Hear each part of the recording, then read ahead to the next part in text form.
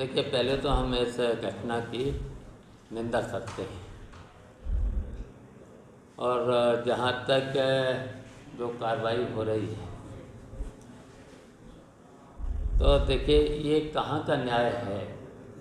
तो पहले तो कार्रवाई करके पुलिस ही यहाँ का जांच करे और जांच करने के बाद उस पर कार्रवाई करे, तो ये कहाँ का न्याय है। और फिर देखिए, ये जो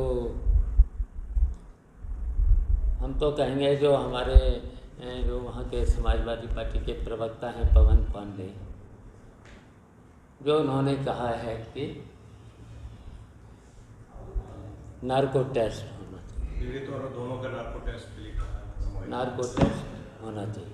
हम तो ये भी कहेंगे, यहीं पर हम ये भी कहेंगे, जितने भी भारतीय जनता पार्टी के लोग हैं जो राजनीति कर रहे हैं, तो इन सबका नार्को टेस्ट होना चाहिए, इसलिए कि ये राजनीति कर रहे हैं कि ये इस घटना को जिस तरीके से मोड़ कर दे रहे हैं। संजय निषाद कह रहे हैं कि अगर न्याय नहीं हुआ तो फिर हम लोग धरना देंगे। देखिए, वही तो हम कह रहे हैं ना। तो ये इस तरह की अगर राजनीति करेंगे तो हम तो कहेंगे इनका तो नार्को टेस्ट करा लो। जितने भी हैं भारतीय जनता पार्टी के लोग और इस घटना से जुड़े लोग हैं जो इस तरीके की बातें कर रहे हैं, इनका सबका नार्को टेस्ट करा लें। मैं तो जो उसने कहा है पवन पांडे ने, मैं तो उसका समर्थन करता हूँ। उनका भी कराएं नार्को टेस्ट, और जितने भी भारतीय जनता पार्टी के लोग इस घटना को राजनीति का तूल दे रहे हैं, इनका सबका भी नार्को टेस्ट करा लिया जाए। आप कहते हैं कि पीड़िता और मोहित के साथ साथ सबका भाजपा वालों का नहीं, देखिए, पीड़िता का इनका भी करा लेना, इसका समर्थन करता हूँ मैं। पवन पांडे ने कहा है जो नार्को टेस्ट करा लें, और जो इस घटना में राजनीति कर रहे हैं भारतीय जनता पार्टी के और जो इस घटना में शामिल हो रहे हैं, इनका सबका नार्को टेस्ट कर लिया जाए, इसलिए कि ये सब के सब राजनीति कर रहे हैं। संजय निषाद क्या लगता है? मान लीजिए अगर मैंने जो कहा है कि यही कार्रवाई करें, हाँ, यही फिर उसमें दंड दें, तो इस पर अगर इस तरीके से ये कर रहे हैं तो राजनीति जो इस घटना में भी राजनीति कर रहे हैं, और ये केवल राजनीति इसलिए भी कर रहे हैं कि वहाँ पर उपचुनाव है, बदनाम करने के लिए। केवल ये उस वहाँ पर जो उपचुनाव होने जा रहा है, विधानसभा का उपचुनाव अब हारे हैं, जो अयोध्या में हारे हैं, तो इनके मन में जो टीच है, तो इसलिए ये सब कुछ कर रहे हैं। तो क्या इसका फायदा आप देखते हो चुनाव में बीजेपी लेने के लिए सब कर रही है? लेकिन ये तो इस तरह की घटनाएं और भी करा सकते हैं, जहाँ जहाँ चुनाव हैं इस तरह की घटना करा सकते हैं।